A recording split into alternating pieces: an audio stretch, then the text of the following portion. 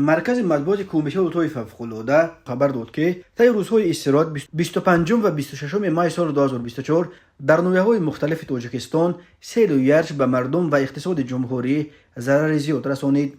25 مای سال 2024 تقریبا ساعت 13:30 در حدود دهه شاداب یک در جماعت چهارباغ نویه ورزاب سیل آمده 15 بنا اولیه‌ها و راه‌ها را زیر آب کرد. در دهه شاداب دو سیل تاخانه‌های 5 خانه را پر از آب کرد. نجات بخشان از ریاست ولایت‌های فوق‌العاده شهر دوشنبه آبای جمع شده را از تاخانه‌ها با نسوس‌ها بیرون کشیدند. 25 مای سال 2024 تقریبا ساعت 12:00 در حدود دهه فیضبخش جماعت به نام اکرم حسنوف نویه شهر نو سیل آمد. الکی 26 مای سال 2024 کمیسیون ولایت‌های فوق‌العاده نویه شهر نو معاین کرد که از آفت طبیعی 216 ایالت در دهه‌های فیضبخش، حیات نو بهار، دوستی جماعت به نام حسنوف و محله فردوسی جماعت باغستان ضرر دیدند. از جمله 53 خانه استقامتی، 51 اولی، 65 انشاءات یاری رسان زیر سیل مانده. از این شمار 24 بنا پره و 22 خانه قسما ویران شدند. همچنین 19 گکتار پختزار و 7 گکتار زمین کشت کارتوشکا زیر سیل مانده. در دهه حیات نو یک پول ماشینگذار پره ویران شد.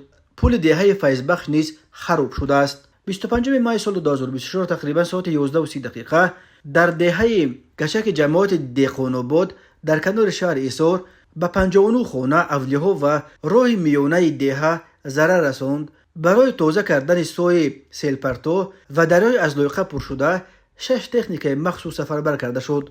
صبح 26 مای سال 2024 تقریبا ساعت 9:50 در جنوب و غرب دهه قرشیبر نویه فیض‌آباد یرچ در روزیه 650 متر و مساحتش تقریبا 15-20 گکتار فرو ریخت. کوچانیدن اهالی به مکانهای امن شروع شده است. 25 مای سال 2024 تقریبا ساعت 15:22 در دهه یازگند جماعت طویل دره نویه سنگوار سه اولی و 5 بنای یوری رسان ساکنان را ضرر رساند. برای رفع عاقبت‌ها 3 تکنیک وزنین جلب کرده شده است. صبح 25 مای سال 2024 تقریبا ساعت 04:30 در دهه سرخوبه جماعت خوتن نویه فرخار سیل آمده به خانه و اولیه‌های مردم و زمین‌های کشت و راه ضرر رساند.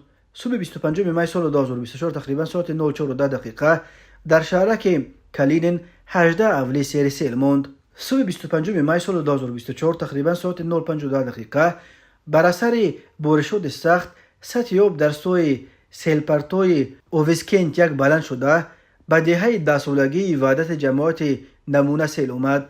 در نتیجه 14 تاخانه، بناهای یوری رسان و حولی‌های مردم زیر سیل ماند.